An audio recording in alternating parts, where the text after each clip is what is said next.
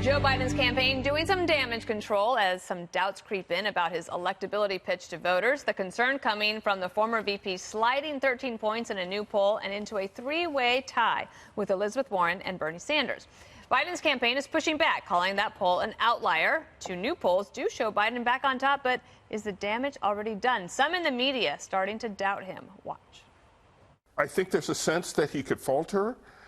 And then someone else would have to rise. If I were in the Biden camp, I would be very concerned about the fact that right now he's holding his own in the top three against a whole bunch of other people. But look at that progressive bloc. And age-wise, we're used to seeing him not do too well among folks under 50, but the floor pretty much falling out for him.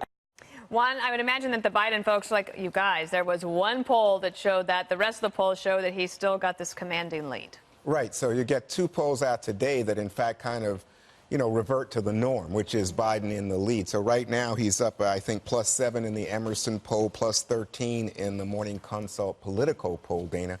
And I think this is reassuring for Biden's team. But also, it's interesting to me, the question about young voters and black voters. Young voters, in the internals of the first poll, the Monmouth poll, really did, as you just saw there in that little graphic, fell off. I mean, they're just not excited about Joe Biden. I think when we talk about crowd size with Elizabeth Warren, even Bernie Sanders, you don't see it. And I think you don't see the level of passion. It's more like, yeah, I'm settling for them because I think he can beat Trump.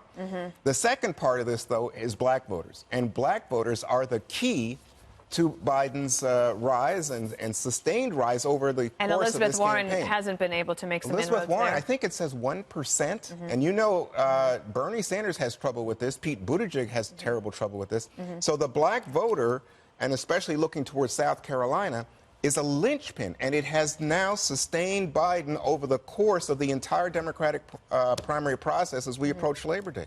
And, Greg, one thing about these polls is that because the media likes to have a fight, a debate, if there is anything that shows that there's some movement, it's amplified. Yes, and I think that's why Joe is out of this race, because I am part of the media. I think these polls have a self-fulfilling prophecy, right? And so you see that other poll and you go, maybe it's happening, and then it gets everybody thinking that the possibility is there. Now you have a Bernie, Joe, and Liz Warren three-way, Dana, which is like a sequel to Cocoon. Cocoon 2, extra loud and cranky. The early birds better. But where the hell is Wilford Brimley? I mean, it's getting up there age-wise, but I do think that, I go back to my theory that you stole from me last week. Oh, yeah. Yes. I stole it, right. Biden needs to get to a number that's larger than Bernie and Liz combined before Bernie or Liz drops out. Because when one of them drops out, the other one absorbs that person like a strange demon. Bernie and Liz are like the Wonder Twins, right? They only become powerful if they together. And he's got to get 40. He's got to get that plurality about 40 in order to withstand the Wonder Twins. And also, what about Elizabeth Warren? Because she's got all these new crowds. Do you think that Bernie's he's been nice to her so far, but is he... That'll end at some point. You're right. They combine as progressives, but it's not clear that every Bernie bro will immediately... It's such a cult of personality. There will be a moment of time by which they hesitate as to who they go to, but it would be Elizabeth Warren long before Joe Biden.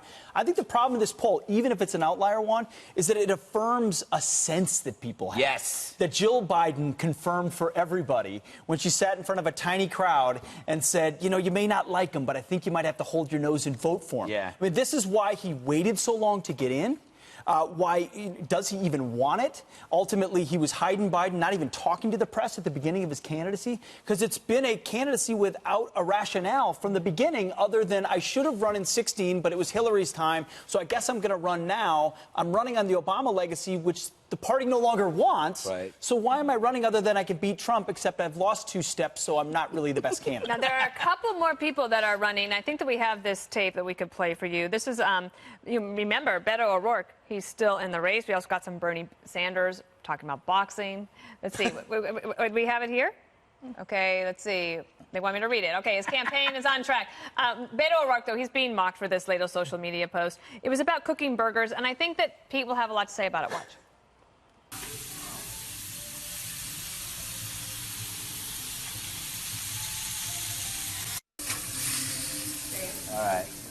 Okay, so what do you think about that? I mean, Well, I did win the World Championship. I know. I was thinking grilling that you would contest have today, something. which we'll hear more about later. Oh, but if good. you're cooking, first of all, where's the grill? Second of all, you don't have time to put the cheese properly in the middle of the hamburger. Then you put it on an English muffin. Oh, I love I that. kind of like that, though. Who has anyone here Emily, had a would you cheeseburger ever on an eat English a muffin? hamburger on an English muffin? Yeah, breakfast time. At breakfast time. A sausage. Only at breakfast time. There was also Bernie Sanders. Let's get your take on this. He was basically getting in a workout, and Emily, we'll have you comment on this. Oh! But I'm coming back. All right, he's got to hit the gym.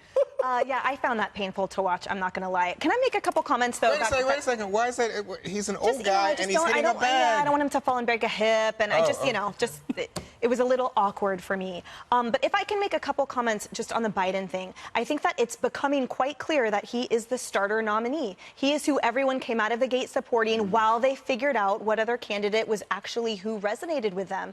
And regardless of the outline or not polls kind of showing his ahead and back, there's a trend of decreasing being ahead in his part. We have real clear politics trend, 26 points ahead in May, and then 15 in early August, and now 10. So it's clearly decreasing. And interestingly, the head of the Monmouth Institute for Polling came out and said, look, yes, I acknowledge that this latest poll shows that he's still ahead in Iowa, like it hasn't changed, but I did not meet one Biden voter that was in any way, shape, or form excited about voting for Biden, because no one is. Sort of like doing it. Well, now there is excitement around Bill de Blasio. Do you want to see some tape of him? Not really. I don't like you wanna him. comment on something else? Oh, no. Well, first of all, just about the burger thing.